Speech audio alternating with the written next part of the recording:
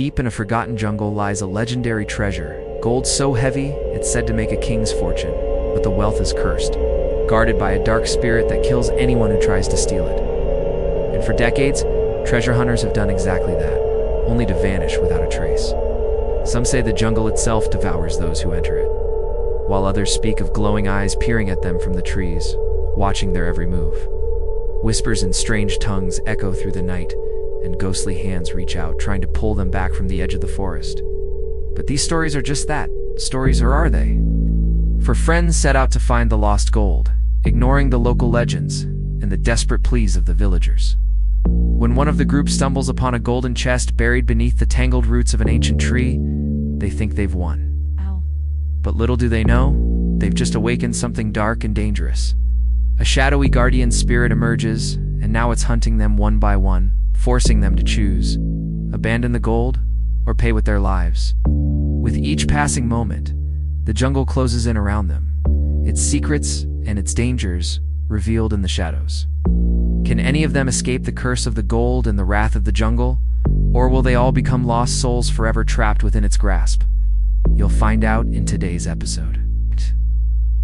It was a thick, stifling jungle, almost like being inside a hot oven. The air was heavy with humidity and the sounds of unseen creatures. We had been walking for hours, hacking our way through the undergrowth with machetes.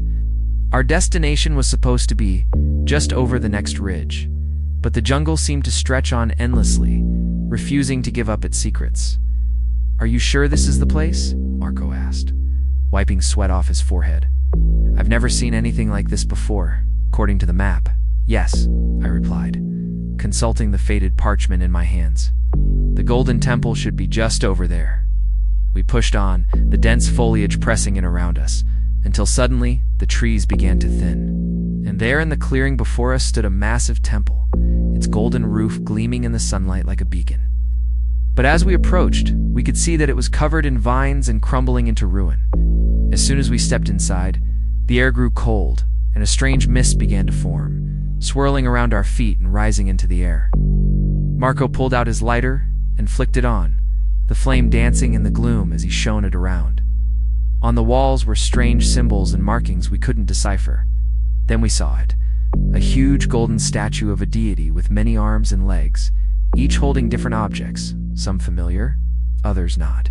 "Wow, it's incredible," whispered Elena, her eyes wide with awe. "Duh." But then the ground beneath us began to shake, and the statue's eyes glowed red, sending us running for the hills. Kt. As we burst through the temple doors and back into the sunlight, we could hear the sound of crashing stone behind us. We didn't dare look back. We just kept running until we reached the safety of our camp. Back at the camp, we tried to piece together what had happened. Was the temple haunted? Was the statue some kind of death god? We didn't know. All we had seen was the statue's glowing eyes and heard the sound of collapsing stone. "Maybe we should just leave," suggested Elena, her voice shaking. "This place is crazy." "Don't be silly," Marco scoffed. "It's just an old temple. There's nothing to be afraid of." But as the night wore on, we heard strange noises all around us, rustling in the trees and whispers in the darkness. We huddled around the fire, too afraid to sleep in our tents. And then we saw it. Through the trees, we saw a pair of glowing red eyes staring at us. They were followed by another, and then another, until the forest seemed to be watching us, waiting for us to make a move. "Let's get out of here," I said, grabbing my backpack and racing into the jungle. We ran blindly through the darkness, tripping over roots and crashing into bushes. Finally, we emerged from the trees, stumbling out onto a dirt road. We had made it out of the jungle, but we knew we would never forget what we had seen and heard that night. And yet, despite the danger that lurked in the shadows, we couldn't help but feel drawn back to the jungle. The whispers in the trees called to us, promising untold riches and untold horrors, and we couldn't resist. We returned to the clearing with the Golden Temple, determined to uncover its secrets. This time, we brought supplies, weapons, and most importantly, flashlights. As we hacked our way through the underbrush, we noticed strange markings on the trees, symbols we had seen in the temple and on the statue. "What does it all mean?" Lena asked, her voice trembling. "I don't know," I replied, "but I think we're not alone." Suddenly, we heard a noise in the trees, something large moving through the branches. We froze, listening intently. Then we saw it. A huge shape emerged from the trees, its eyes glowing red in the darkness. Took a step toward us, and then another, until it was close enough for us to see its features.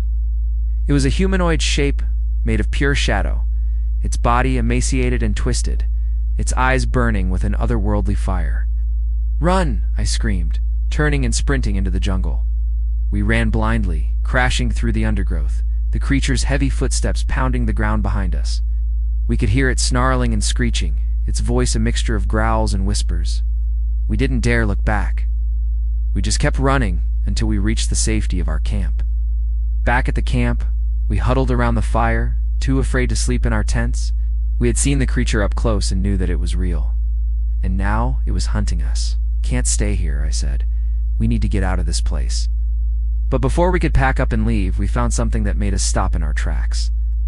In the center of the clearing, half hidden in the undergrowth, was a huge golden chest, intricately carved with the same symbols we had seen in the temple and on the creature.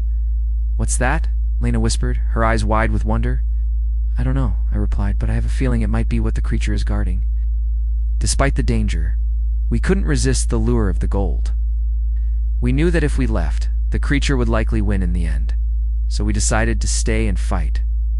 As the sun began to set, casting long shadows across the clearing, we barricaded ourselves inside our tents, clutching our weapons tightly. The creature's heavy footsteps pounded the ground outside, sending tremors through the tents. We could hear it snarling and screeching, its voice echoing through the trees. Then suddenly, silence. The creature was gone. Maybe it had given up the hunt, deciding that we were too dangerous to kill. Or maybe it was just waiting for us to make a move. We didn't know. And so we waited, too afraid to make a sound, too afraid to move. But as the night wore on, we grew tired and hungry. We had uneaten since the day before, and we knew we could unkeep this up much longer. Finally, I decided to take my chances. I crept out of the tent and into the darkness, moving slowly and silently. I could hear the jungle around me, the rustle of leaves and the chirp of insects. Then I saw it. In the moonlight, I could see the golden chest, its carvings gleaming softly in the darkness. I moved closer, my hand outstretched, and then I touched it. The chest rumbled and shook, and then it opened, revealing a pile of glittering gold coins.